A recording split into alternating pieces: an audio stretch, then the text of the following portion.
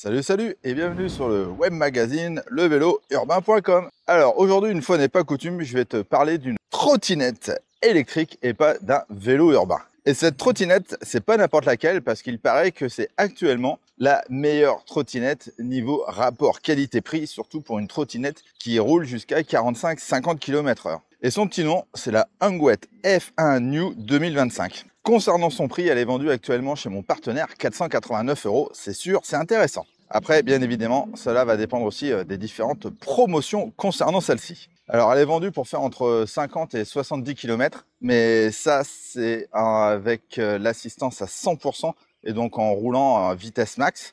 Écoute, moi, pour respecter la réglementation française, je l'ai bridée à 25 km/h. Donc, je pense que je vais peut-être faire 100 km avec cette trottinette. En tout cas, c'est ce que tu sauras à la fin de la vidéo. C'est pourquoi dans celle-ci, je te propose de voir ensemble ses principales caractéristiques, de voir son unboxing, de la tester sur route et sur tout chemin, de voir comment interagir avec les paramètres. Et à la fin, je te donnerai mon avis ainsi que ma conclusion. C'est parti, générique! Pour commencer, unboxing. Alors, quand tu reçois la trottinette, tu la reçois dans un grand carton, bien emballé. Elle est déjà relativement bien montée. Tu n'as pas grand-chose à faire et elle est livrée avec un petit outil, un garde-boue, une notice qui franchement sert strictement à rien. En tout cas, il m'a fallu que 10 minutes pour terminer de la monter. Donc, tu devrais y arriver sans trop de problèmes. Voilà pour l'unboxing. Truc tout bête, mais comment la mettre en route et comment l'allumer? Parce que je t'avoue, au début, j'ai pas tout compris. En fait, c'est très simple. Alors sur le contrôleur, tu appuies sur le bouton on-off. Là, la trottinette, elle fait du bruit. Et tu dois placer la clé NFC sur l'écran, sur le display. Et comme ça, la trottinette, elle s'allume. Et pour l'éteindre, tu as juste à remettre la clé NFC sur l'écran, sur le display. En tout cas, c'est une sécurité bien pratique pour éviter qu'on te vole ta trottinette. Donc, ouais, c'est bien cette petite option. Et tiens, toi, d'ailleurs, ton écran, pendant que j'ai toute ton attention, si jamais tu veux me soutenir et m'encourager à faire toujours plus de vidéos, je t'invite à liker, c'est le petit bouton ci-dessous, et à t'abonner à la chaîne si ce n'est pas déjà fait. Cela favorisera l'algorithme YouTube qui mettra plus facilement cette vidéo en avant, et c'est ce qui me permettra de te proposer toujours plus de contenu. Alors par avance, je te remercie. En plus, c'est gratuit. Maintenant, regardons ensemble les principales caractéristiques de cette trottinette. Elle possède des roues de 10 pouces, donc ce sont des roues avec des pneus type plutôt route. Elle fait 119 cm de long, donc normalement elle est censée rentrer dans le coffre d'une voiture. En tout cas, elle prend pas trop de place pour une grosse trottinette. Tu as un régulateur de vitesse et ça, c'est cool. Par exemple, tu vois, là, je roule doucement parce que pour pas que la caméra elle vibre de trop. Mais en tout cas, si je roule toujours à 20 km/h, au bout de quelques secondes, je peux complètement lâcher la petite manette d'accélération. Tu vois, là, je suis en train de le faire. Et la trottinette, elle continue toujours de rouler. Je trouve ça vachement bien parce que ça évite d'avoir une tendinite du pouce. Niveau poids, elle fait 29 kg. Donc, c'est quand même une trottinette relativement lourde, hein. Donc à porter, il faut avoir des biscottos. Et une fois pliée, tu n'as pas un système pour pouvoir la pousser et la faire rouler. Ça, c'est un peu dommage. Elle est disponible en une seule taille et en une seule couleur. Et elle peut supporter une charge max jusqu'à 120 kg. Ça, c'est vachement bien. À l'heure où je te parle, elle se vend 489 €. Donc ce qui est un prix complètement dingue quand tu vois toutes les caractéristiques de cette trottinette. Et grâce à moi et à mon partenaire, tu as en plus un code promo qui te permettra d'économiser quelques euros supplémentaires. Je te mets le lien dans la description. Alors, quelques détails supplémentaires. Tu as un large deck qui te permet vraiment de bien placer tes pieds. Tu peux vraiment rouler les pieds l'un à côté de l'autre, le pied l'un derrière l'autre. Ça, c'est vraiment pas mal. En plus, il est recouvert d'un silicone noir vraiment ultra agréable. À l'arrière, avec le garde-boue, tu as un repose-pied. Écoute, oui, tu peux mettre ton pied dessus, mais franchement, moi, je le ferai pas trop. C'est vraiment plus pour le garde-boue, je pense. Mais bon, ça permet de la porter quand même, parce que tu as les petites barres rouges qui te permettent quand même de le porter avec la main. Et c'est cool d'avoir aussi une béquille latérale sur cette trottinette. Avant d'aller tester la trottinette, il faut bien évidemment charger la batterie. On a une batterie lithium-ion de 48 volts et 18,2 ampères. Donc, on est censé faire beaucoup de kilomètres avec cette batterie. Et pour cela, tu dois la connecter au chargeur qui, lui, fait 2 ampères et 48 volts. Alors, c'est un type de chargeur ventilé, donc il fait du bruit. Donc ça, il faut y penser au moment où tu recharges ta batterie. Pour recharger la batterie qui n'est pas amovible, tu dois plugger le chargeur sur le côté de la trottinette. C'est pas très compliqué non plus à faire. Il faut juste soulever la petite trappe. Mais fais attention, il y a quand même un sens, hein, fais pas le bourrin. Et dis-toi qu'il te faudra à peu près 8 heures pour recharger complètement la batterie. Donc c'est relativement long. Alors un petit conseil, après ta balade, ton trip, ta trottinette taf, n'hésite pas à recharger directement ta batterie chez toi. Alors par contre, attends toujours un petit peu, il faut toujours attendre que la batterie soit froide pour la recharger, ça la fera durer plus longtemps, ça évitera un peu plus l'usure. Un petit conseil comme ça au passage. Alors comment elle se plie et elle se déplie, ça c'est pareil, c'est pas très compliqué. Pour la replier, tu tires sur la grosse manette rouge et après tu tires sur le loquet sur le côté. Et voilà, elle est pliée. Et pour la déplier, bah, tu fais la même chose dans le sens inverse. Alors au niveau des paramètres, tu peux interagir sur pas mal de petites choses et puis surtout tu peux changer ta limitation de vitesse.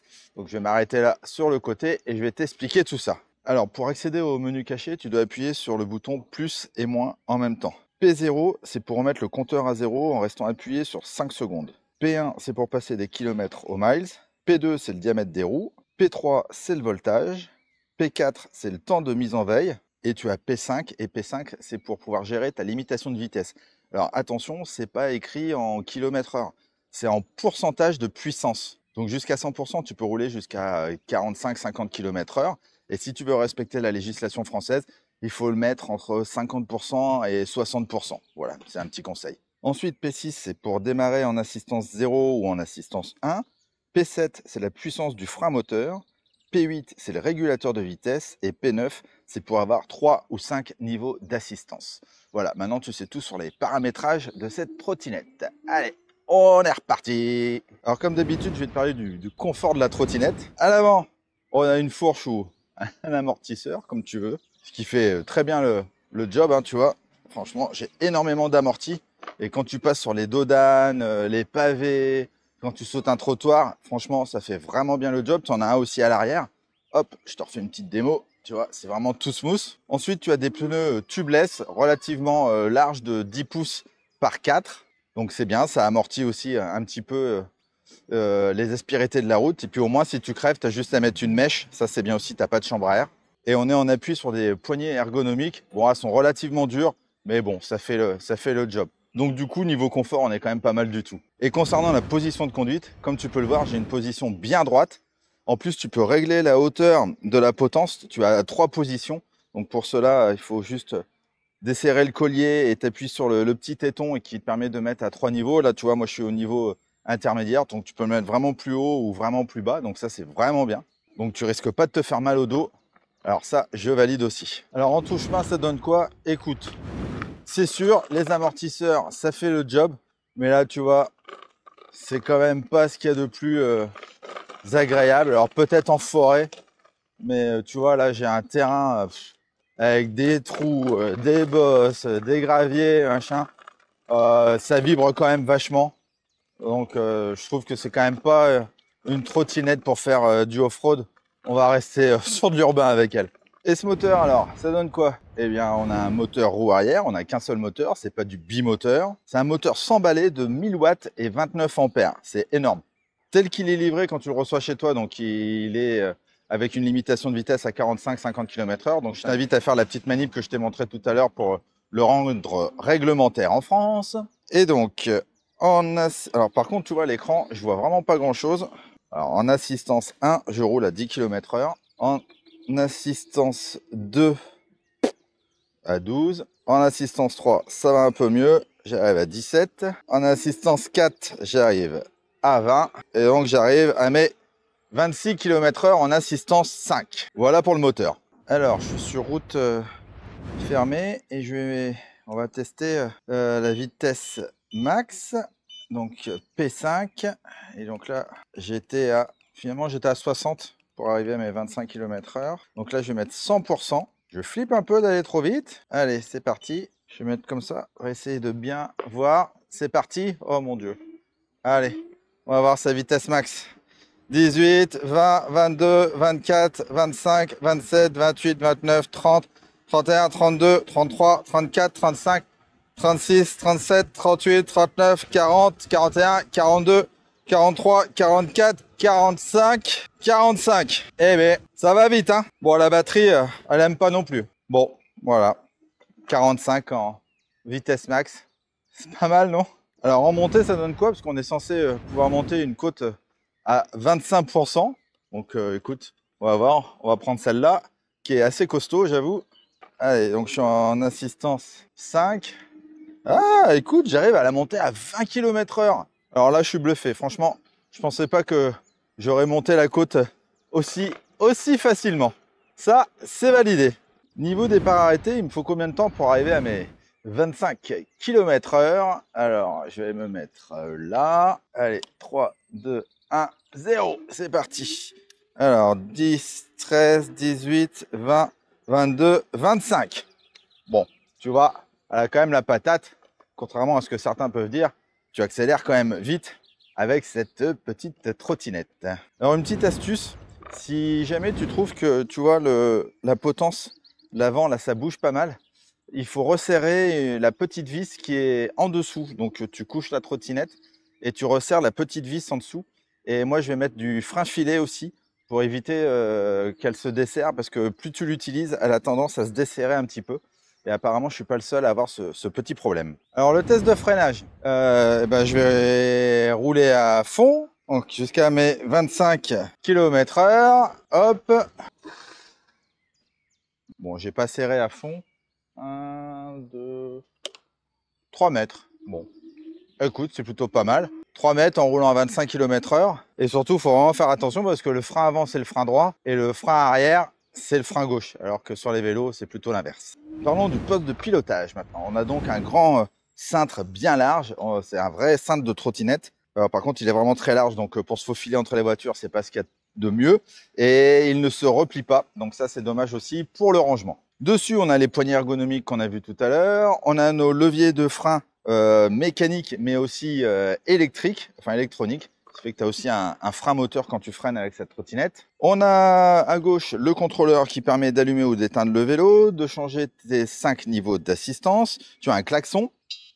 Ça, j'aime pas, mais bon, c'est un gros klaxon de type scooter. Tu as un bouton DS. Alors, à quoi ça sert? Eh ben, écoute, c'est un frein parking. C'est-à-dire que tu peux garder ta trottinette allumée, mais si tu appuies sur DS, la manette d'accélération est bloquée. C'est une sécurité pour dire d'éviter que si tu la manipules, si tu vas dans un magasin ou autre et que tu veux la laisser allumée, eh bien que si jamais tu appuies sur la manette d'accélération, la trottinette, elle se barre pas. Donc, c'est une petite sécurité que je trouve bien pratique. Tu as aussi un bouton qui te permet d'allumer le phare avant et le feu arrière et les feux latéraux. Donc le phare avant éclaire vachement bien. Le feu arrière éclaire bien aussi. Et tu as d'autres petites options bien sympas. Tu as des clignotants par exemple. Et ouais, tu as sous le contrôleur là. Tu vois, ça fait un petit peu de bruit. J'ai un clignotant gauche et un clignotant droit. Et tu as des LED à l'avant et à l'arrière. Alors les LED à l'avant pour le clignotant, elles sont un peu masquées par l'amortisseur. Donc bon, c'est un petit peu dommage. Du coup, on les voit pas. Alors attends, hop, je vais les arrêter. Voilà. Mais bon, c'est une option de sécurité qui est quand même pas mal. Chose bien aussi, c'est que quand tu freines, tu as les petits feux arrière clignotants qui font feu stop. Et donc ça, c'est vachement bien aussi en termes de sécurité. C'est tout plein de petites choses, hein. Au final, elle a presque toutes les options qu'on recherche sur ce genre de trottinette. Ensuite, on a un grand écran ou display. Alors, tu vois, là, je suis en plein soleil et je ne vois strictement rien. C'est un petit peu dommage. Pourtant, je suis la luminosité à fond. Il faudrait que je l'oriente peut-être. Ah, voilà, il faut que je l'oriente différemment. Et là, je vois mieux. Dessus, tu peux voir ta vitesse. Tu peux voir ton niveau d'assistance. Tu vois si tu as allumé ou pas tes phares. Si tu es en mode parking ou pas. Tu vois ton kilométrage total. Ah oui, d'ailleurs, si tu appuies plusieurs fois sur le bouton on-off, ça te permet de voir ton kilométrage de trip, ton kilométrage total. Tu vois la puissance de la batterie. Et puis voilà. Et puis bah, à droite, tu as ta petite manette d'accélération. Voilà pour le poste de pilotage. Niveau autonomie, elle est faite pour rouler 40 ou 50 km. Donc ça, c'est en pleine puissance, à 100%. Écoute, là, c'est complètement dingue. Moi, j'ai fait 51 km et j'ai utilisé 2 barres seulement. Donc, écoute, si tu roules vraiment à 25 km/h, je pense que tu peux faire 100 km sans aucun problème avec cette trottinette, ce qui lui donne une autonomie complètement folle. Et moi, je fais 80 kg. Donc après, ça dépend aussi si tu as beaucoup de dénivelé, si tu utilises l'assistance à fond tout le temps. Écoute, complètement dingue. Je pensais pas avoir une autonomie aussi incroyable avec cette trottinette. Allez, on arrive à la fin de cette vidéo. Ça va être le moment de faire la conclusion et de voir les plus et les moins. Alors, les plus, l'autonomie. Franchement, je pensais pas avoir une autonomie aussi énorme avec cette trottinette. Donc ça, c'est un bon point positif. son prix, un rapport qualité-prix complètement dingue. Hein. Je pense que c'est pour ça qu'elle est souvent en rupture de stock. Donc si tu la trouves bien, n'hésite pas à vite l'acheter si elle est dispo. Elle a un look plutôt sympa, elle en impose, surtout avec toutes ces lumières, le phare avant, le feu arrière, les lumières sur le côté, les feux stop, etc., etc. La finition est vraiment bien. Franchement, tu as beau regarder un peu partout, franchement, c'est vraiment très bien monté, très bien fini, avec des bons composants. Elle est simple d'utilisation. On a un grand écran LED où tout est relativement visible, sauf en plein soleil où c'est un petit peu plus emmerdant. Et elle est ultra agréable à piloter et maniable. Et en plus, tu es bien haut, sans oublier les amortisseurs à l'avant et à l'arrière. Ça aussi, c'est vraiment bien.